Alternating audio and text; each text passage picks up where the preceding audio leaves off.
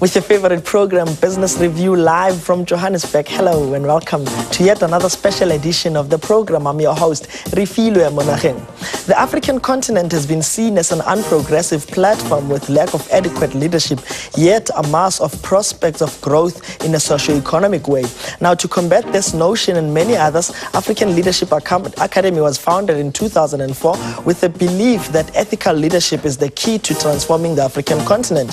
To discuss further on the African Leadership Academy, I'm joined in studio by Chris Bradford, who is the co-founder at the African Leadership Academy. Chris, thank you so very much for your time and welcome to Business Review. Thanks, Refilwe. It's great to be here. What is the role of the African Leadership Academy in South Africa and the continent as a whole?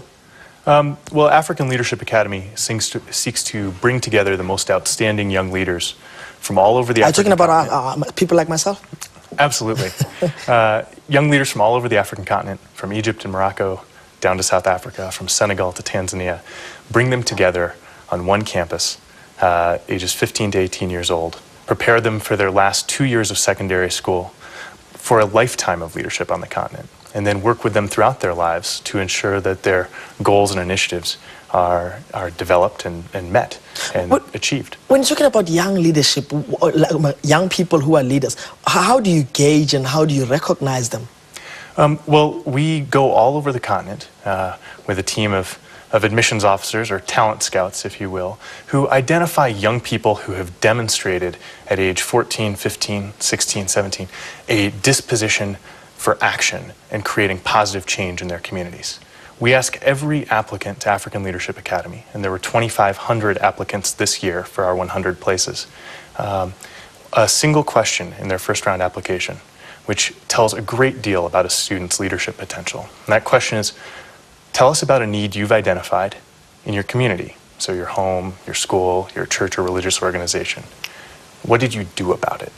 We've gotten answers that have ranged from my math teacher stopped coming to school, and so I took over as the math teacher at my high school, to my community didn't have a consistent power supply, and the price of paraffin had risen, so I built a windmill to power my community. You're serious? Absolutely.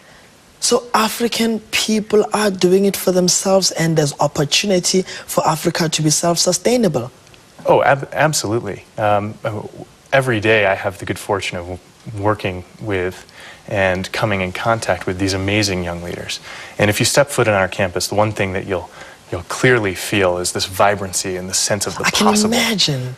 I mean, you see all these students, and it's wonderful to see these students working together from all over the continent to create the change that they seek. Huh. It's so, I mean, now a question that I was going to ask, and you just answered it, that therefore, this suggests that the continent doesn't lack leadership.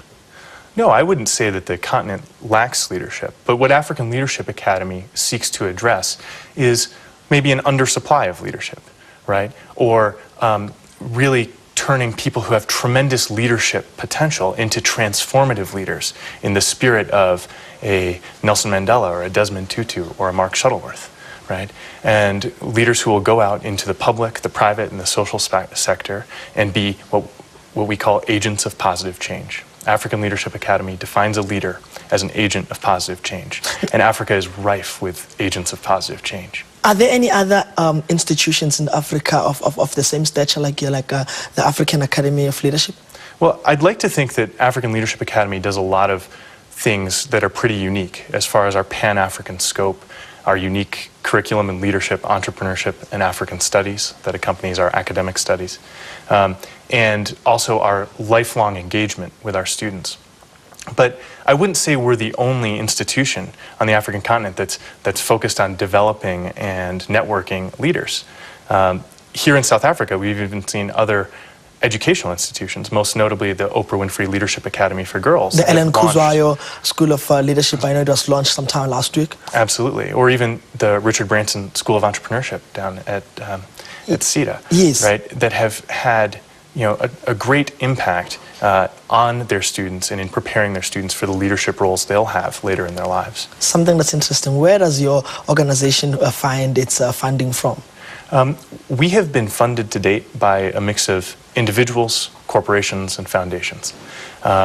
here in South Africa, a few corporations that have made really notable investments in the academy include ABSA Bank, Cisco Systems, and PPC Cement, which sponsor scholarships for some of our students from disadvantaged communities. Wow. And tell us the output of some of the leaders that have been part of your program. Well, we're having the first class of leaders will be leaving our campus next year. And right now, they're on a long holiday. And one thing that's been amazing for me has been to watch what they have done in their communities during this holiday break. We have a student from Tanzania named Julius Sharima who's gone out and he's established a youth entrepreneurship conference in Tanzania that seeks to bring together a whole bunch of young people with powerful business ideas and prepare them to bring those ideas out to the world. We have a student doing a leadership conference in Kenya that seeks to repair the wounds of some of the tribal conflicts that happened last year. We have students working for leading microfinance banks. We have students who are developing their own entrepreneurial ideas. One student emailed me a few days ago with a software idea that he has that he's been working on over the course of this winter or summer in his case because he's in the northern hemisphere. Now, there's an entrepreneur who was once on the program that I'd like to link you with, and they developed a website to assist African entrepreneurs to develop their own websites for a minimal fee. I can't recall how much is the fee. What they do is that it's the Facebook of business, whereby you create an online network of entrepreneurs that can have an online shop. And like people, maybe you find people selling curios in Nigeria could be able to sell to the American market or the European market just by them sitting or in Ghana, in Accra, for example, if they're selling those robes and somebody in Europe would like to buy them so they could get into the online shop and do that. That sounds great, and that's exactly the type of initiative that we need to see more of. And I hope you will connect me with them because... No, I shall indeed, I shall. Because we would love to have them come to campus as part of our Distinguished Speaker Series, which brings people who've led in all aspects of society across the African continent to share their experiences and their ideas with our students. Okay, let me just hold you there, Chris. Time now for a short break. When we return, we continue with our discussion, so stay with us.